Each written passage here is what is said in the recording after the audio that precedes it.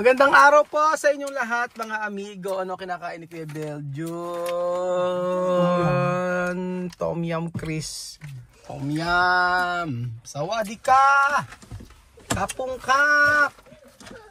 Sawadika. Sawadika. Sawadika. Kapungkap. Magandang araw sa inyong lahat mga amigo. Nandito po tayo sa Kasaginyana Private Resort. For today's video, pupunta po tayo sa pupunta tayo sa bahay na pinapagawa ni Chuchen. Chuchen. Chuchen, punta tayo sa bahay na pinagagawa mo. Ayan po mga kababayan ko at gusto natin makita ko ano yung nangyari. So, ayan Chuchen. Nandito po tayo at titingnan natin kung ano yung natapos. So, may utang pa ako sa hardware. Tsaka sa bini ang semento, hollow blocks. Pwede bang credit card? 1 month to pay. Wala eh. Gusto ko sana credit card. Maganda kasi ibayad yung credit card. Ngayon ko nakikita yung kagandahan ng credit card. Dati ko, ayoko mag-credit card. Kasi babayaran ko din. Napaka-convenient pala pagka mayroong credit card mga amigo. So, ayan po mga kababayan ko. Ubuusa sila. At syempre, walang uuwi hanggang hindi natatapos lahat ng buhos. 1, 2, 3, 4, 5. Walang uuwi hanggang hindi nabubuhusan ng lahat. Asa si paring Tino? Pag nagkaanak ako, kukuhaan kitang kumpare. Paring Tino. Alang uuwi hanggang hindi nabubuhusan lahat. Sayang yung oras. Meron pa kayong 1 oras. Ge, Ratchad. Pinupwersa na yun. Pinupwersa na, baka hindi na kayo magsipasok bukas pag pinuwersa ko kayo.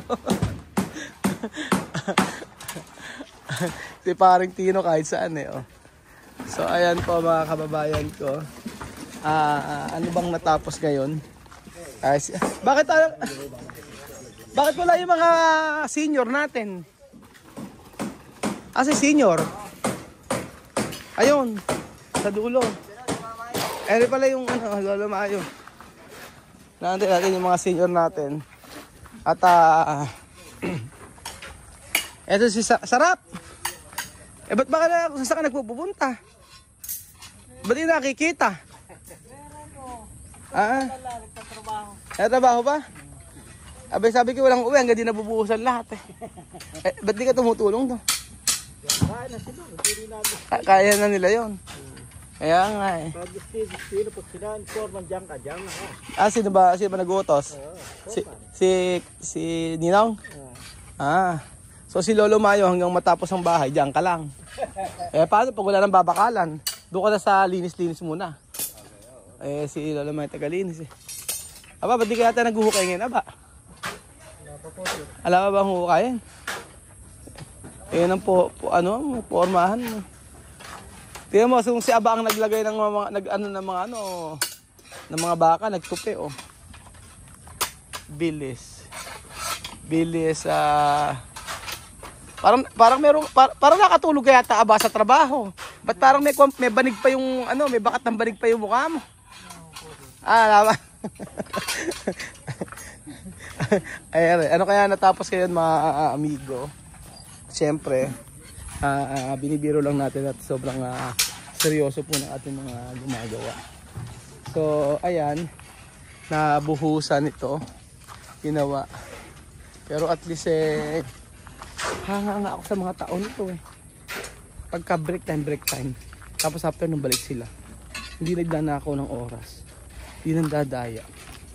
Kaya, huwag niyo akong tularan. Pandaraya sa oras sa trabaho. Joke lang. Ayan po mga amigo.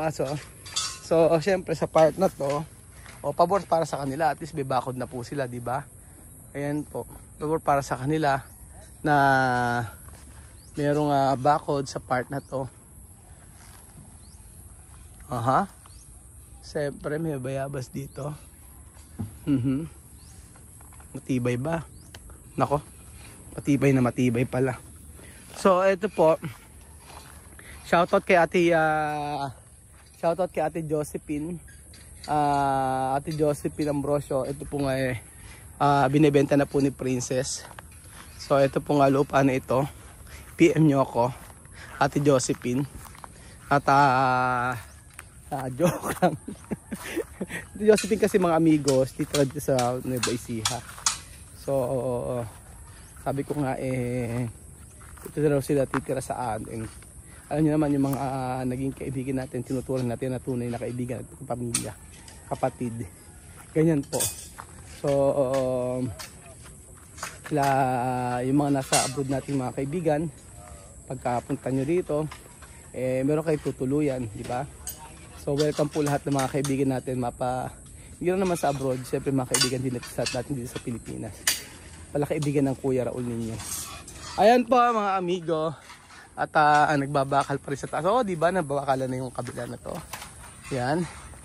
At syempre, bukod sa nabakalan na ito, malapit na yan. So, sa isang linggo lang, marami nang matatapos yan.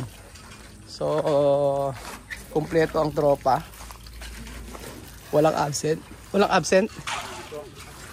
Walang absent.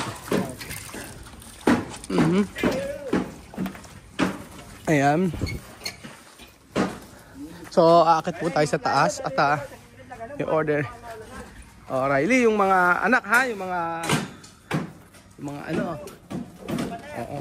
Yan natin. Ayan po. So, hindi yan bibigay basta-basta kasi naka-angkla. Oh, di ba? Galing-galing talaga nila. Ayan. Gusto ko nga alamin ang mga nangyayari dito sa loob. Sa sobrang laki po ng ating mga pinapagawang bahay ayan, biga na po ang ating lalagyan dito. So for sure po ngayong week nabigaan na yan lahat. Yung aking assessment lang. Ay, paano ba gagawin? Pag nabag, sino ba makakausap ko? Asan ba yung ating ano?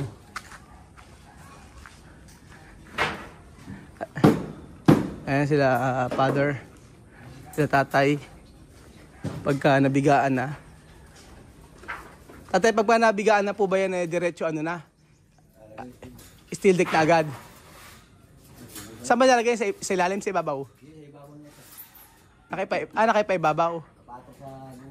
Nakapatong siya. Kumbaga parang nakapahiga o nakapataob. Tapos after lalatagan. After latagan ng steel deck, lalagyan ng bakal. Okay.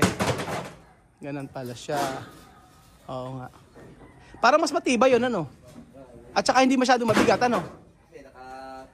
Pero dati hindi iba yung ano pamamaraan no. Pinopormahan lang na merong plywood ano sa ilalim. Parang mas hindi matibay yun, ano? Ha? Oo, malaking bagay yung Kaya nga yung steel deck kasi maganda, yung parang siyang yero mga amigo. Tapos malinis pa sa ilalim pag tinignan niyo. Actually iba hindi sila nakikisabi. Especially sa mga resto, sa mga nakikita ko yun lang. Pinipinturahan lang nila tapos yun yung napapansin ko. So ayan po mga amigo. Ganda nga naman pala. Una nagkatanong ako, sabi ko bakit yung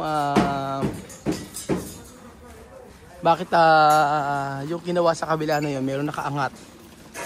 O talaga daw may nakaangat na ganun para mailagay daw yung sa bakal. Ganun po.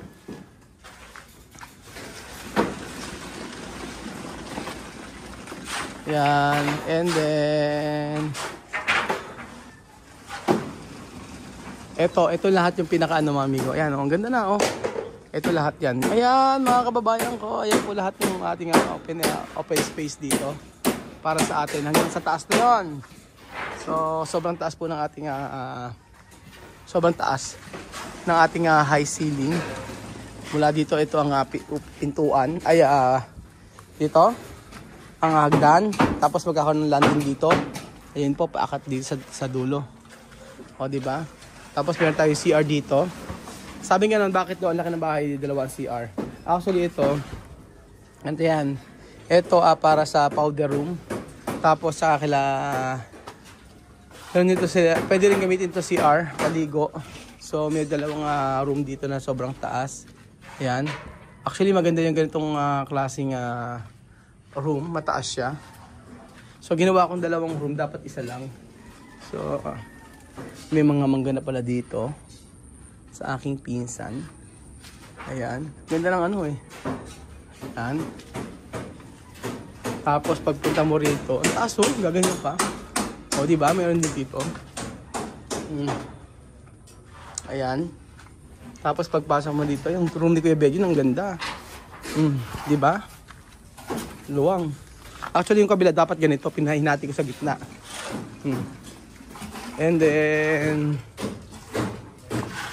ito ang CR ni Kuya Benji. So bakit may butas dito? Baligtad. Dapat ang butas ay sa kabila. Dapat ang butas ito sa kabila. Kuya Ruel. Ito CR eh. Dapat may butas dito. No? Ito dapat ang butas. Ha? Oo. Dito dapat may butas dito kasi CR to eh. Sa finishing na lang. Kuya Ruel. Alam mo pipinturahan yan? Hindi ka sa Laor? Pero yata sa Laor eh, ba't di ka doon sumama? Dito ka muna. Ara? Pinapasok ka naman kay Doc? Pas gusto mo rito? Lapit-lapit ano? Ayan, bibigaan to. Marami pa palang kailangan ng biga. Sa dalawa nandito, ikot. Okay. So, for sure dyan. Sa laki naman kasi medyo etong pintuan na yan mga amigo. Itong gusto ko. Yung pintuan na to, ganyan siya kalaki. Tapos papasadya natin. Yung pintuan, pag ganun ng bukas yan, may tawag din. Nakalimutan ko ang tawag. Ngayon po. So, ayan na mga kababayan ko. At kasi naisabay natin sa bakod. Iba pa rin kasi talaga may bakod mga amigo kaysa yung walang bakod. Dati sabi ko okay naman kagad ka mag-anak ko.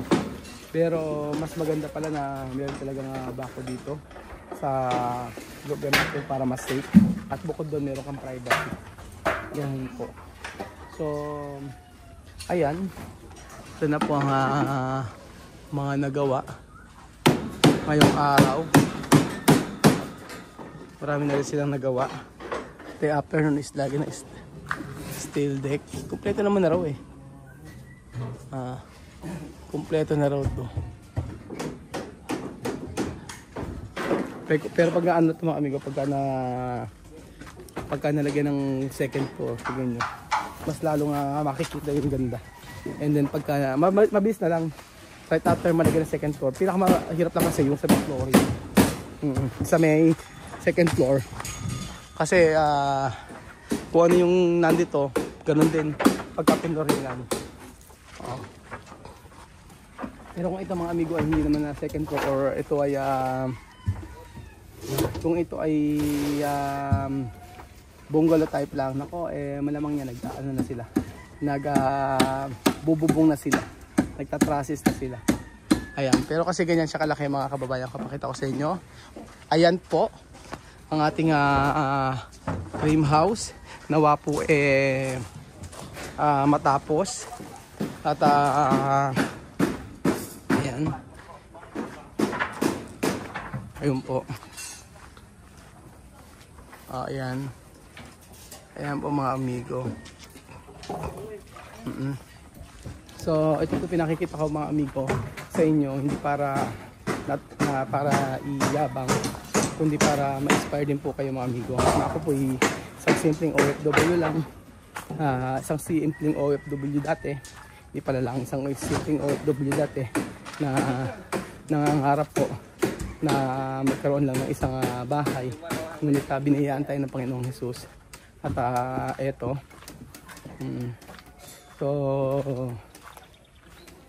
maraming salamat sa Diyos at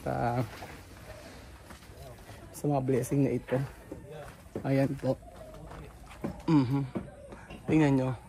Alaka ng difference pagka walang ano.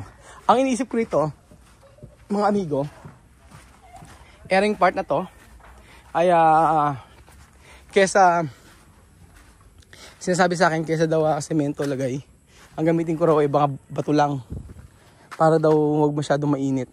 And then gusto ko lang ilagay kasi dito ng plant box.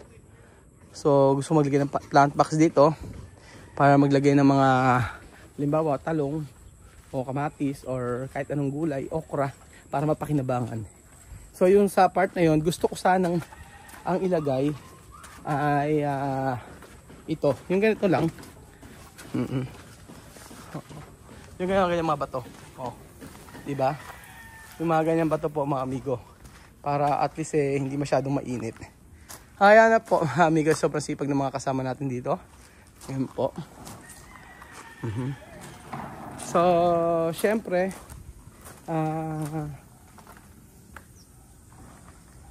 very busy ang lahat ngayong araw at medyo maganda yung panahon, hindi masyadong mainit.